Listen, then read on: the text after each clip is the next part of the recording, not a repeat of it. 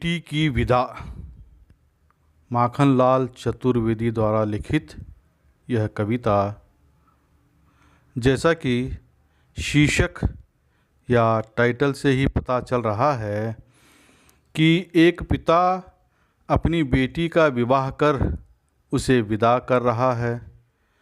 विदाई के समय पिता के मन में उठने वाले भावों को, उसकी मनोदशा को कविता में बताने का प्रयास किया जा रहा है।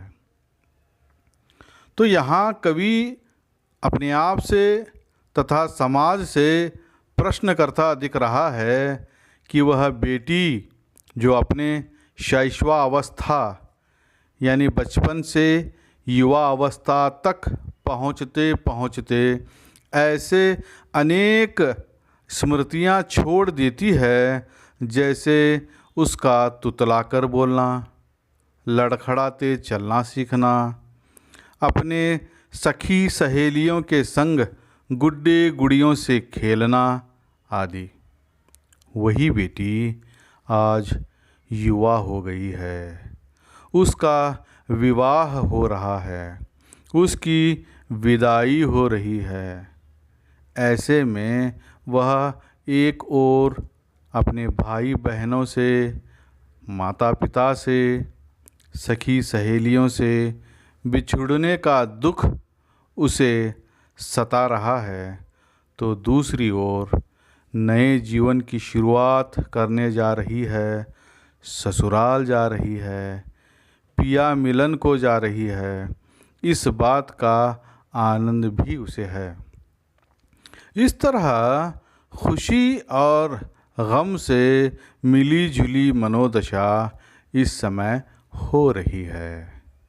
एक पिता के हृदय में उठने वाले इन्हीं भावनाओं को दिखाने का प्रयास प्रस्तुत कविता में किया जा रहा है। विदाई के समय एक पिता के मन में उठने वाले भावों को, उसकी मनोदशा को व्यक्त करते हुए कवि कह रहा है कि वह बेटी जो बचपन से युवा होने तक की वह सारी बातें पिता को याद आ रही हैं, उसकी वह सारी अटखेलियाँ याद आ रही हैं, उसका उछलना कूदना याद आने लगा है, उसका लड़खड़ाते चलना सीखना याद आने लगा है, उसका तुतला कर बोलना याद आने लगा है। पिता का हृदय आनंद से भरा हुआ भी है, क्योंकि वह आज ससुराल जा रही है, अपना नया जीवन आरंभ करने जा रही है, पिया मिलन को जा रही है। तो दूसरी तरफ आँखें नम भी हैं, इसलिए कि अब मायके में उसका रिक्त स्थान कोई भर नहीं सकता। वह अब केवल एक स्मृति बनकर रह जाएंगे। ससुराल वालों के लिए यह प्रकाश के समान है और यह स्वाभाविक भी है, किंतु यह क्योंकि बहू का आना प्रकाश का आना ही तो होता है। बेटे के जीवन में भी और ससुराल वालों के जीवन में भी प्रकाश ही तो है।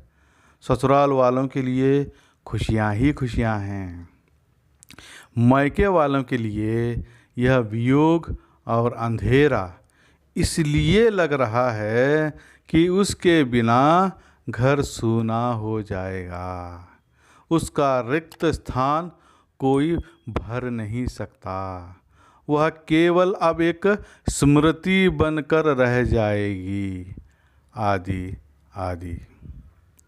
दोनों परिवार वालों के आँखें अमृत बरसा रही हैं। ससुराल वालों की आँखों में खुशी के आंसू हैं और यह स्वाभाविक भी है, किंतु मायके वालों की आँखों में आंसू हैं, किंतु दुआओं से भरे हुए हैं। उसका भावी जीवन खुशियों से भरा रहे, अपने पिया संग सुख से रहे, इसके आंसू हैं। इन आंसुओं को ही अमृत कहा गया है। एक बेबस, लाचार, लुटा पिटा, अपने आप को हारा हुआ या अपमानित महसूस करता पिता के मन में विदाई के समय उठने वाले भावनाओं को बताते हुए कवि कह रहा है कि बेटी के बचपन से युवा अवस्था तक की सारी बातें याद आ रही हैं। बचपन में पैरों में पैंजन यानी पाजेब या जिसे चैन कहते हैं पैरों में की रुंझुन की आवाज़, उसका तुतला कर बोलना, लड़खड़ाते चलना सीखना, सखियों के संग खेलना वगैरह। पिता को वो बातें भी याद आने लगी हैं जो बरसों से उसकी गोद में वो खेला करती थी। उसकी किलकारियाँ, उसका उछलना कूदना, उसका कूकना चहकना याद आने लगा है। गंगा नदी के समान भावुक व निर्मल मन लिए पिया मिलन की धारा में बह चली है अपनी रानी बेटी को एकटक पिता निहार रहा है और कहता है, मैंने तेरे लिए झूला बांधा है, अर्थात तेरी संरक्षण का इंतज़ाम कर रखा है, किंतु तू अपने घर झूल चली हो रानी, अर्थात तू अपना संरक्षण ससुराल में महसूस कर ससुराल चली हो रानी। और पिता कह रहा है कि बेटी, तू मेरा गर्व हुआ करती थी, तुझे पाकर मेरा हृदय अभिमान से भरा हुआ था, मेरा वैभव यानी मेरी धन दौलत सब तेरे उज्जवल भविष्य के लिए थी, किंतु प्रभु की आज्ञा के आगे सब फीके पड़ गए हैं। अर्थात बेटी कितनी ही प्यारी हो, सुंदर हो, जान से भी प्यारी हो, किंतु एक दिन उसे विवाह कर विदा कर देना ही पड़ता है। यही प्रकृति का नियम है, यही प्रभु की आज्ञा भी है। यहाँ पिता बेबस लाचार बन जाता है, बेटी की विदाई करना उसकी मजबूरी बन जाती है। इस गम में उसकी प्रत्येक उस्सास यानी सिसकियाँ उसे कटु लगने लगी हैं, भारी भी लगने लगी हैं, और पिता की हिम्मत भी हिम्मत हारती दिख रही है। फिर पिता कहता है, यह कैसा पागलपन है मेरा कि मैं बेटी को भी बेटा कहकर पुकारता रहा हूँ। तेरे पालन पोषण में दुनिया वालों से जो भी कड़वे मीठे स्वाद मिलते रहे, सबका स्वागत करता रहा, सबको सहता रहा। अब तुझे विदा कर मैं बहुत अकेला हो जाऊंगा और अपमानित सा भी रहूँगा बेटा। इसी दुख में दो आंसू आ भी जाते हैं तो ऐसा लगता है जैसे उन आंसुओं में बहे जा रहा हूँ बेटा। बेटी, आज तेरी विदाई है, यह मेरा आत्मसमर्पण है। आत्मसमर्पण मैं इसलिए कह रहा हूँ कि तू मेरी आन बान शान थी, तू मेरी अमूल्य निधि थी।